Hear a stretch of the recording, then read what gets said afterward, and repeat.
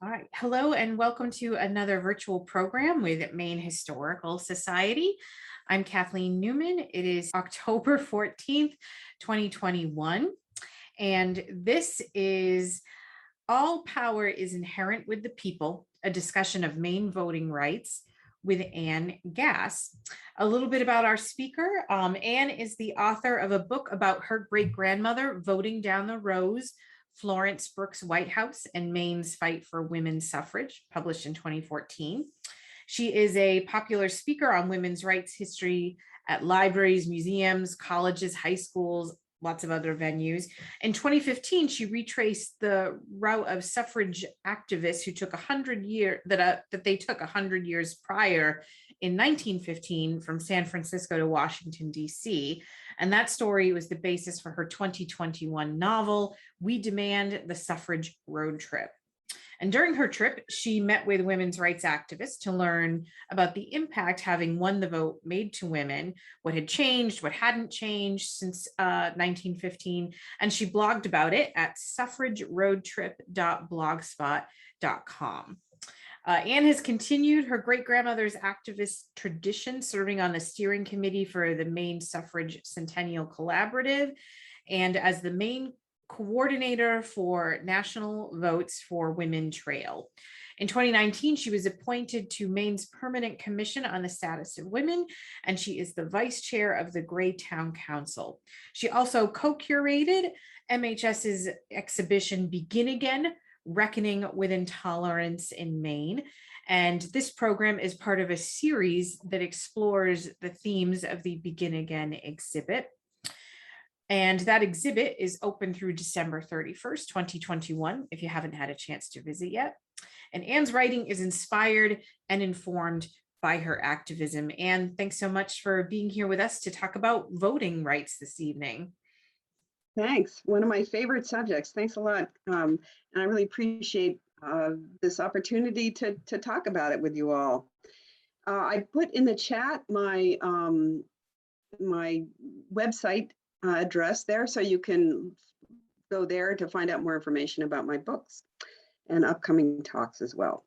So yeah, this is All Power is Inherent in the People, and I'm going to go ahead and share my screen. Here we go. And slideshow from the beginning. All righty. So I'm going to dive right in here. The this is language from the first section 1 and 2 of the Maine Constitution, which of course, as we know, because we just went through our bicentennial, was adopted in 1820. And this is really lofty language, isn't it? I mean, it's like, what a great place, Maine, the way life should be. There are natural rights. All people are born equally free and independent. And in section 2, all power is inherent in the people. All free governments are founded in their authority and instituted for their benefit. So yay, that's exciting. But let's sort of like, but which people? Who gets to be a person in this, under this document? Well, Black men and white men, just men, it turns out, but only those, not Native American men. The actual language is every male citizen of the age of 21 years and upwards, excepting paupers, persons under guardianship, and Indians not taxed, those living on reservation land, in other words. So who doesn't get the right to vote? Women and Native Americans, as I said, white women or Black women, doesn't matter. None of them could vote. And that's the way it was for a really long time. And, voting rights have been in the news a lot lately. And, it turns out that that's not new. They've been debated, and our Constitution at the federal level and at the state level have been amended many times since their adoption. And this graphic here, the top line is the US Constitution. In 1870, it was amended by the 15th Amendment, which gave Black men the right to vote. Only Black men, not Black women, not women at all. And that was a big controversy at that time. And in 1920 is when the 19th Amendment was ratified, through which most women got the right to vote, not all. In 1964, the 24th Amendment prohibited poll taxes or other taxes that made it difficult for people to vote. And then in 1971, the 26th Amendment lowered the voting age to 18. So you can see in the Maine Constitution, we've amended it a number of times, even more times than at the national level, which isn't surprising because the barriers are a little bit lower. And I'm not going to tell you every single one of those, but they're generally things like, you know, how long do you have to live in a town before you can vote there? And if you move from one town to another, how long do you have to live there? The number of polling places, allowing for absentee voting. And then in 1954, you can see I've sort of highlighted it here. That has to do with Native Americans and their ability to vote. I'm going to talk about that a bit more in a moment. In 1965, the 100th Amendment finally removes the voting restrictions against paupers, so indigent people, but adds a clarification that those under guardianship for reasons of mental illness are still not allowed to vote.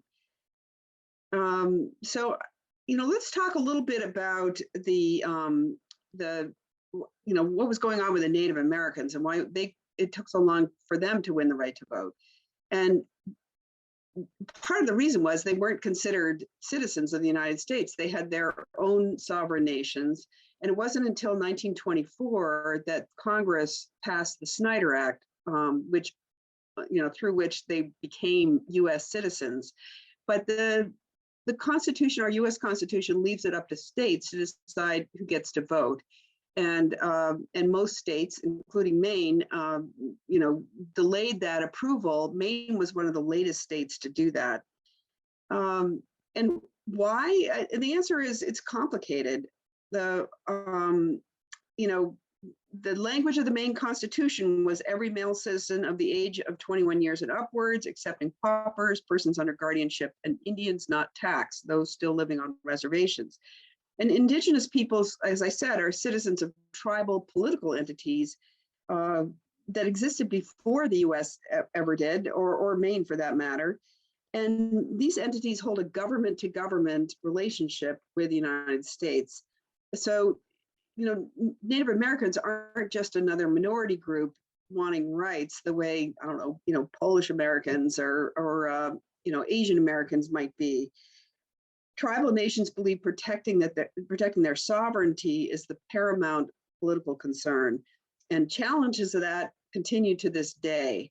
There's still efforts to basically, you know, invalidate the reservations and just, you know, force Native Americans to assimilate and be part of the general US population. At the time that the Snyder Act was passed, most Indigenous communities were just trying to survive under numerous and ongoing efforts to force their assimilation and kind of wipe them out. Those have been going on for, you know, a couple hundred years, ever since the European colonialists had landed in this country. So voting rights in the US, you know, under US law were a lot less pressing for them, and they were also more fraught with potential legal threats to their sovereignty. Lucy Nicolar Pula was a Penobscot citizen and voting rights activist, and the first Native person on a reservation to cast a vote in Maine in 1955. So they finally did get it through that 1954 amendment to the US Constitution.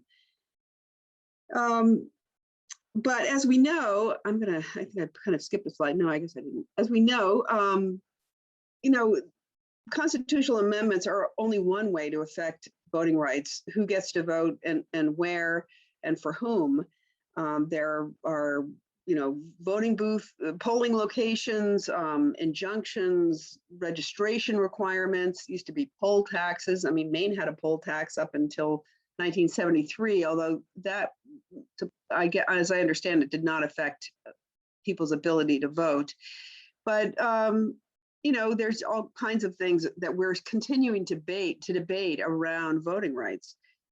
So one of the weird things that happened was, even though this constitutional amendment in 1954 had, clearly stipulated that Native Americans could now vote in county, state, and national elections, somehow there was some confusion, and for the next 13 years, they never were able to vote for representatives to the state legislature. And that's what this headline from a newspaper article from 1967 is saying.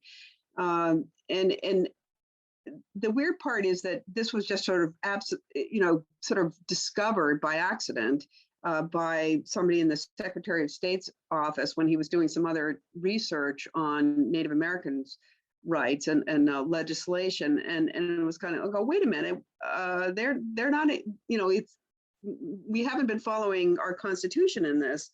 And it turned out that there were a couple of reasons for this. One was that the proposed amendment in 1950, well, it was proposed in 1953, initially gave Native peoples the right to vote for all offices except for state representatives. That language was later stripped from the bill that the legislature approved and then sent to the voters for approval, which is the way our Constitution gets amended in the state. But the confusion remained because they're sovereign entities and had that sort of government relationship with Maine and the United States. There was confusion because the tribes elected state representatives to send to the state legislature, but they weren't able to vote. They weren't voting members of the legislature, but that appears to be where some of the confusion came from. And that's why they were denied their voting rights for an additional 13 years following that 1954 constitutional amendment. So, I mean, this is just an example of kind of how these battles have sort of formed over the years and played out. So in 1967, the legislature passed legislation that defined voting districts, for state representatives for the Penobscot and Passamaquoddy reservations. So that got done. Well, who else was fighting for voting rights? Well, women, of course. Women were denied the right to vote under Maine's Constitution. And so this is a photograph that I just love. It's in that Begin Again exhibit. It's from 1912, and it's from Holton, Maine. And you can see, I don't know if you can see their signs, but the women behind this wagon they have signs that say women's suffrage, and one says sisters arise, and this third one says down with the men, which I think is a very modern kind of sign to have in 1912.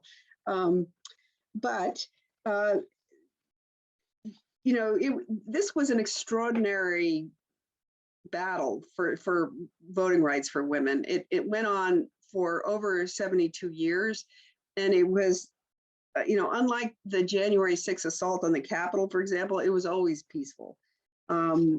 So who was involved in this? Well, I mean, the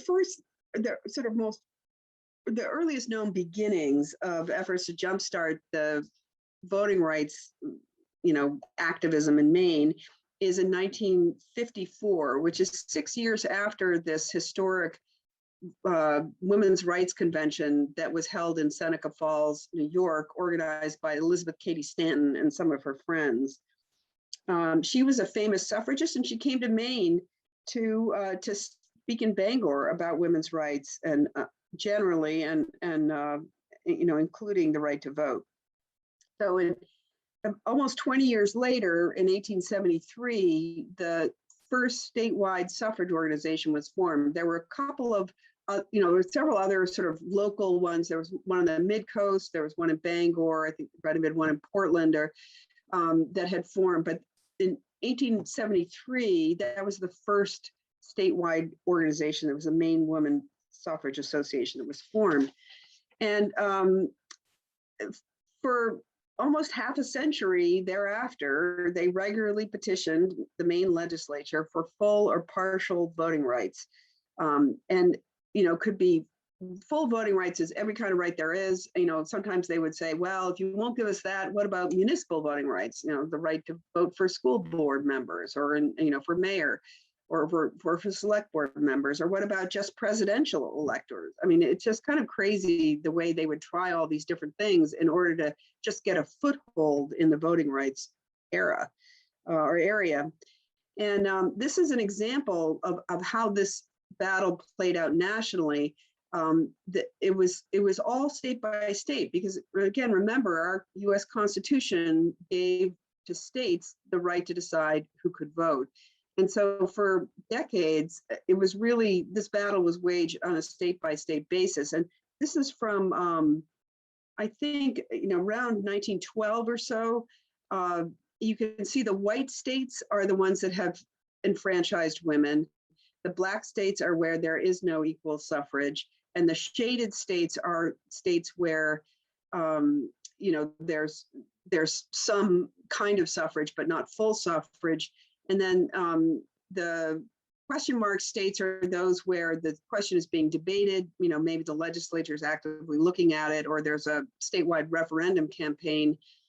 And the two question marks are those states where, in order to get it in front of the people as a referendum, it had to go through this, it had to be approved twice consecutively by a state legislature. So think about that as a barrier to trying to win suffrage if you're in Iowa or New York State, for example.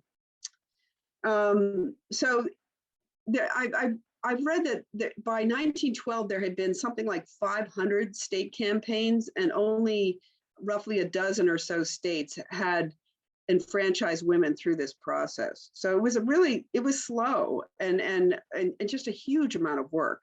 So, because even if you were able to get your state legislature to agree to a statewide suffrage referendum campaign, then you had to go back out and lobby the men in the state to vote for it. And that process could break down at any point along the way. So in Maine, they dutifully, petitioned the legislature for this. And my great-grandparents, Florence Brooks and Robert Treat Whitehouse, were involved in the campaign in Maine, beginning in roughly 1914. They became leaders in the state suffrage movement.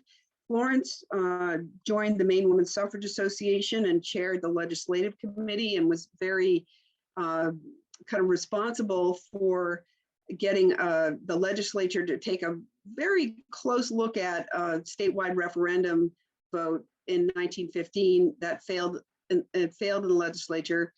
They didn't get the necessary 2/3 vote. And then again in 1917, and they were successful at that point in getting it through the legislature, sent it out to the voters. Again, they would have been all male voters, and the referendum was defeated on a 2-to-1 basis.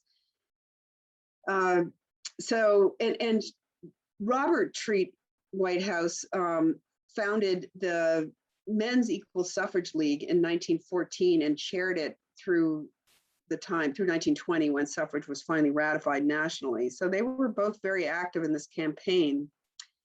But in addition to the Maine Women's Suffrage Association, Florence helped found and agreed to chair something called this sort of new upstart organization called the Congressional Union for Women's Suffrage, which had been founded by Alice Paul. She's the woman in this picture up in the upper left-hand corner. And their focus was entirely on amending the US Constitution to enfranchise women, building off of what had happened in 1870, when Black men were enfranchised by the 15th Amendment to the National Constitution.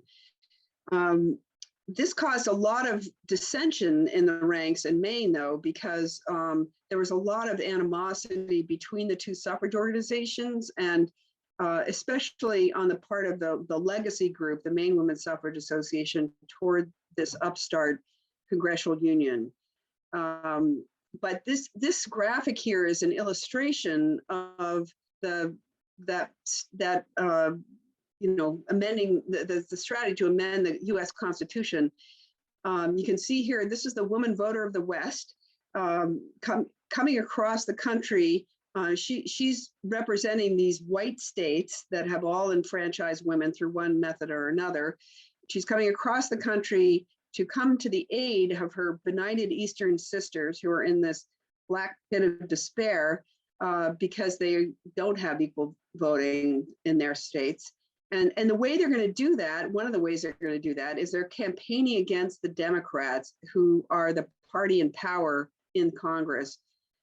They have a majority in both houses of Congress, and President Woodrow Wilson is also a Democrat. He's up for re-election in 1916. And so basically what they plan to do is to campaign against Woodrow Wilson in these equal suffrage states and encourage women to vote against him because he'd kept them out of suffrage. He hadn't done enough to move that federal amendment through Congress. A couple of other things to note about this graphic. The modern woman voter is young and she's white and she looks kind of native born. I mean, she doesn't look like a scary foreigner. There's a lot of anti-immigrant sentiment in those days.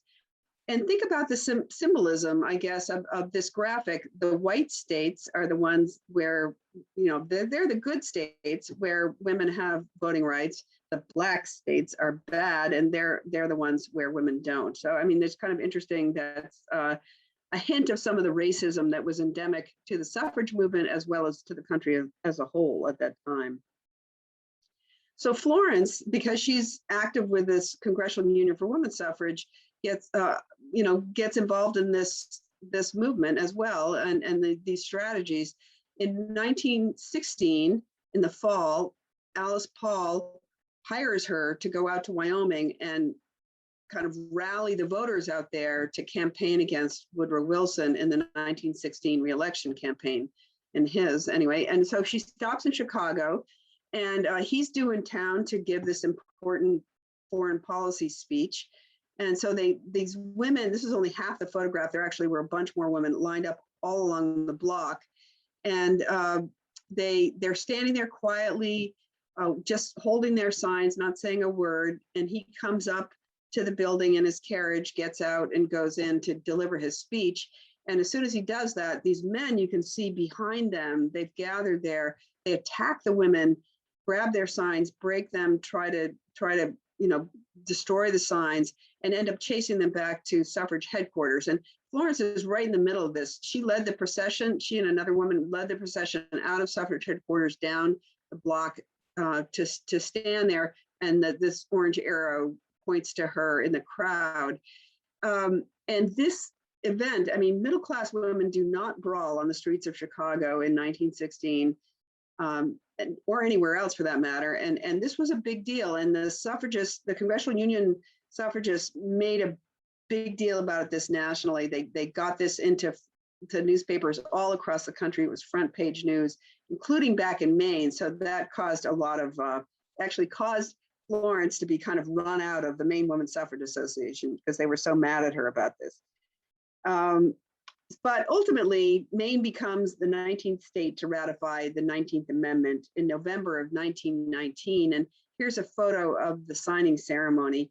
Florence is standing right behind Governor Carl Milliken, who's got the quill pen signing the amendment. And next to her is Grace Hill, Mabel Connor, Catherine Reed Ballantyne, Ann Gannett, and Gertrude Pattengill. So I wanted to give a shout out to all these women who did work on suffrage, even though they didn't always get along. So this is the language of the 19th Amendment. If you're not familiar with it, it took 72 years for this to become part of our Constitution. If you date it just from the Seneca Falls Convention in 1848, it was obviously quite a bit longer if you date it from when our Constitution was first adopted. So it's kind of amazing that it was that kind of a battle, but that's what happened. And I just want to note that Maine and Vermont, and this is very much their credit, are the only states in the country that have never prevented convicted felons or incarcerated people from voting. And I think, we've heard that being debated in other states. In Florida, they I don't remember what the mechanism was, whether it was a state legislature action or some sort of referendum, but they did decide to allow felons to vote, but then the legislature, I think, took it away from them by saying they had to pay their fines first, but then they don't tell them what their fines are, so it's hard to pay them. So this is something that's being actively debated all over the country. So, we're still working on this. Here are some recent changes to voting laws in Maine just from the last legislative session. The legislature approved, in part due to the pandemic, expanded voting accessibility through things like online voter registration, expanded use of these drop boxes, which may have appeared in your town, and expanded use of different types of IDs for registering to vote, like you could use your student ID or something like that. And also allowing people to just have ongoing absentee voter status, so you don't have to continue applying to be an absentee voter in every election. And that's what's happened up till now. This will begin implementation in 2023.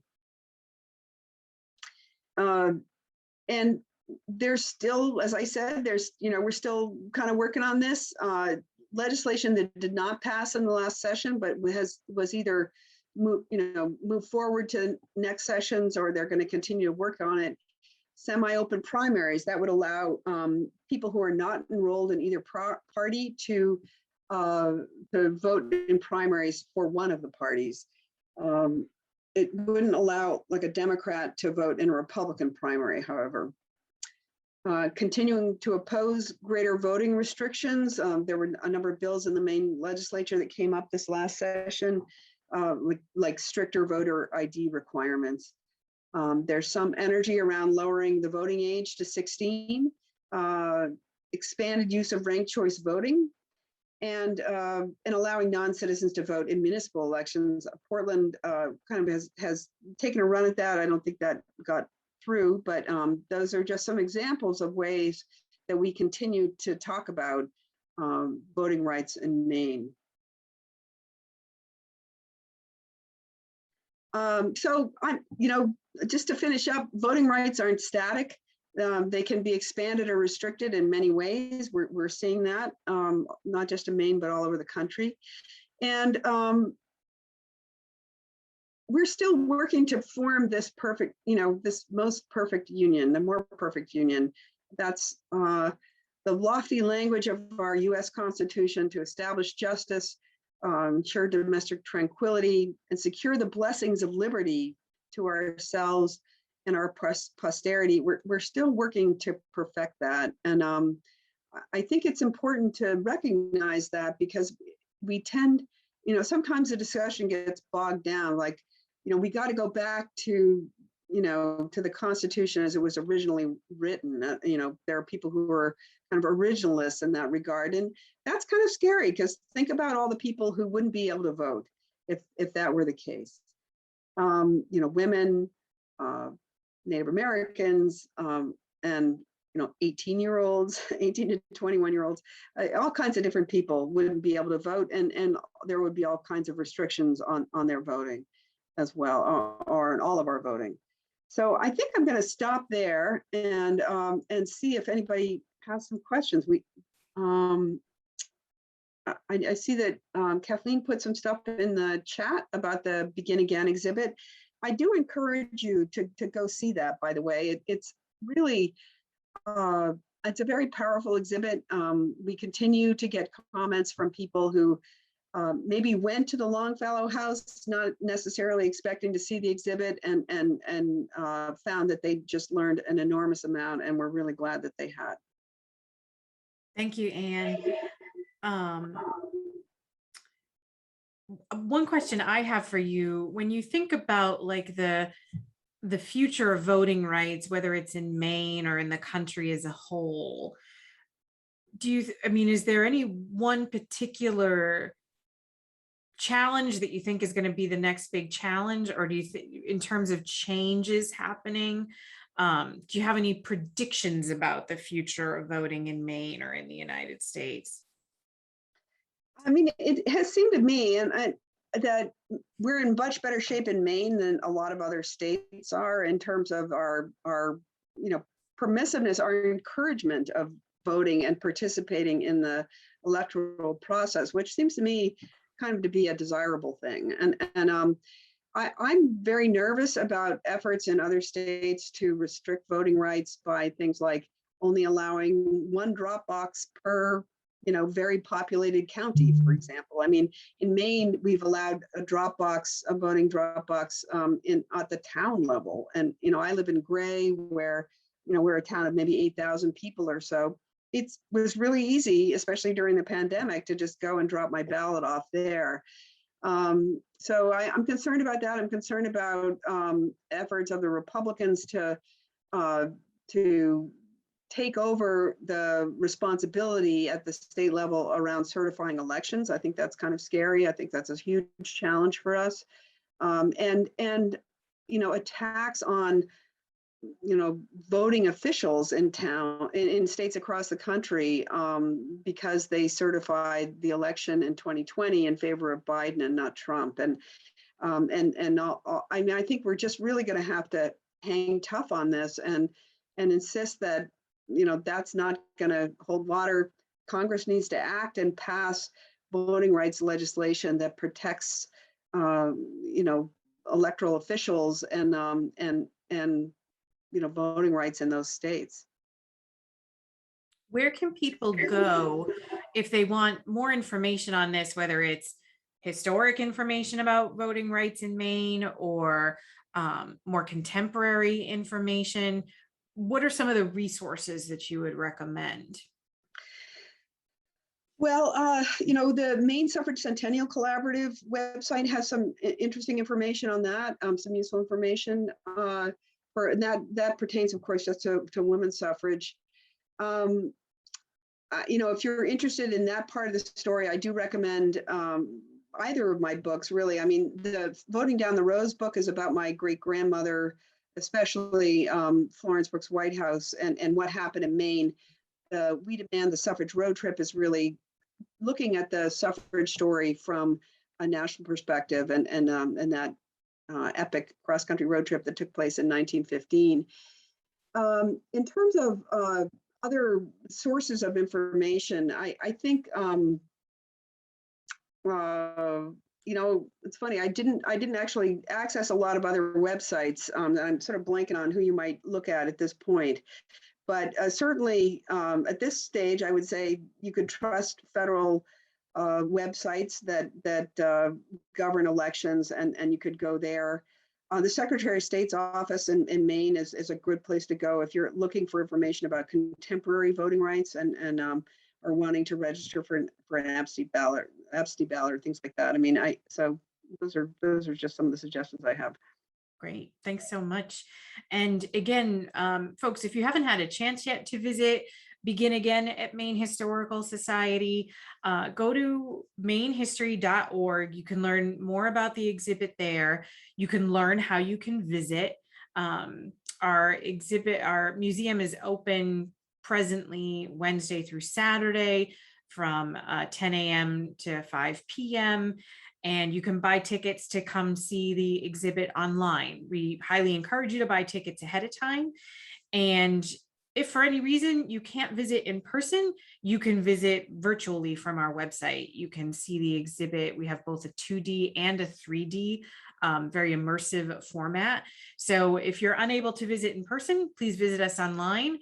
Or if you visit us in person and there's something that you want to go back and look at, don't forget that you can look at everything again on our website. And that exhibit is going to be up through December 31st. You can also see Anne has done a number of other talks with us.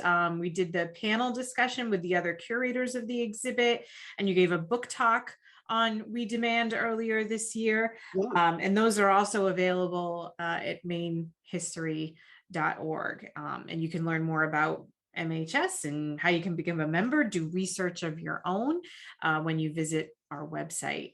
And is there anything else that you wanted to say as we wrap up the program this evening? Voting rights matter. It's how we our democracy works, and it's only fair to allow people who are paying taxes and working hard and doing what they need to do to allow them to vote. And I really do encourage people. Oh, I guess, you had asked earlier about sources of information about voting rights, and the League of Women Voters is an obvious one I should have thought to mention. Maine has, the great good fortune to have a very active and engaged League of Women Voters. It's led by Anna Keller.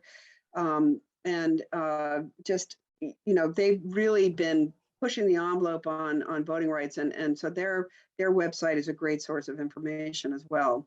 And I would guess that would be the same nationally. Excellent. Well, thank you so much. This was a really interesting talk, lots of great information. Thank you for sharing your time and your expertise with us.